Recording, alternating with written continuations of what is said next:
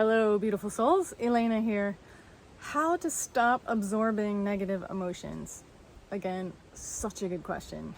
So many of us that are hypersensitive or just sensitive, empathic, we have this question. And I'm offering you two reframes, one in another video. This one I like to call focusing.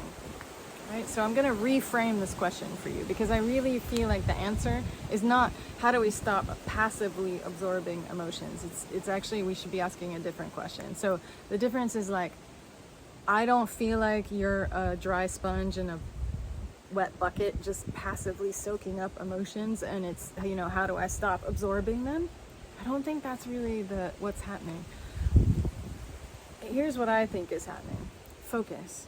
I think what's happening is you are really good at noticing emotions. You're really good at noticing how other people are feeling. You might be good at noticing how a whole group is feeling. You might be able to walk into a space and feel the emotional history of the space. And there's all different kinds of levels and ways to be sensitive to emotion, but most people that have this question are really sensitive to emotion.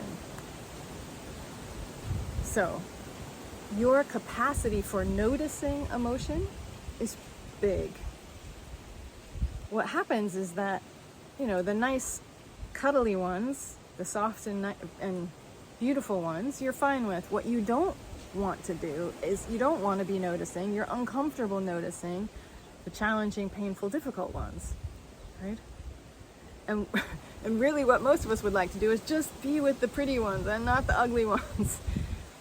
Okay, here's the thing. If you're good at noticing emotion, you can't just cut it off. I don't think it's possible. I think you'd have to like dig your eyes out or stop being, it's like stopping being able to hear, something horrible like that. Like basically you've turned this capacity on, and I don't think the answer is turning it off. I think in this case, what the answer is widen your focus. A lot of us, what happens is we end up hyper focusing on the negative ones. So, which means we're paying more attention to the negative ones. We're not paying as much attention to the positive ones. So this can be for a couple of reasons. In my case, it was because the environment I was growing up in, I really thought that paying attention to the negative ones was what kept me safe. It was like an early warning system for what was about to happen in my environment. And as long as I had the early warning system, I could protect myself. So I was hyper focused on the negative ones. So as soon as I realized like, oh, this is a focus issue, then what I needed to do is, okay, I'm already focused on the negatives. I just widen my focus and notice the positive ones too.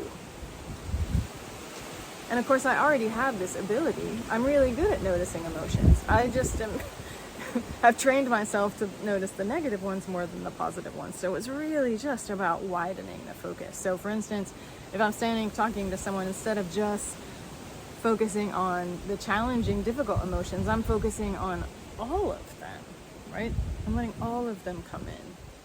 Now, you may be focused on the negative ones for different reasons than that, and still, I'm inviting you, see what happens when you start feeling overwhelmed by negative emotions in a situation. See if you can widen. And I know this is counterintuitive because, Elena, I'm already overwhelmed by emotion. Why would I want to widen my focus and notice more of them? Well, you already are actually absorbing all of them already. You already are like aware of all of them already. You're just not consciously aware because you're focusing on the negative. So in that case too, widen your consciousness. It will help you relax because you'll realize, oh yeah, I'm just focusing on the negative ones. It's not that the positive ones aren't here, it's just this is my focus. So widen your focus and include all of it. And oh my gosh, ooh, it's such a game changer. Like when I go into places, well, actually really the biggest place that changes is in my healing work.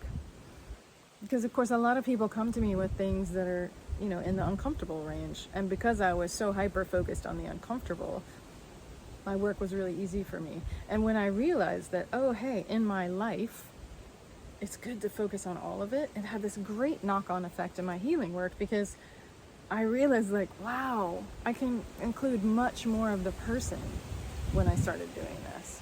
And the magic of that was great. Something that might be easier for you to, if you're not a healer. Another thing it does is when I'm talking to someone, of course I'm tracking their negative crap, but now I open it and like I'm getting the whole mix, right? Like the whole weave, and now the person in front of me feels much more balanced. And I'm able to react and interact with not only the scary bits, also the really beautiful bits as well. And that's a much nicer place to be in. And it's not overwhelming, because the secret is you're already feeling them anyway. You're just not noticing. So widen your focus. Play with all of them. It's much easier. Much, much easier. All right, let me know what you feel about that. Does that make sense for you? And do you have anything to add to that would help me, you, the community? So nice. Welcome your sharings. Take care. I hope that helps, and see you next time.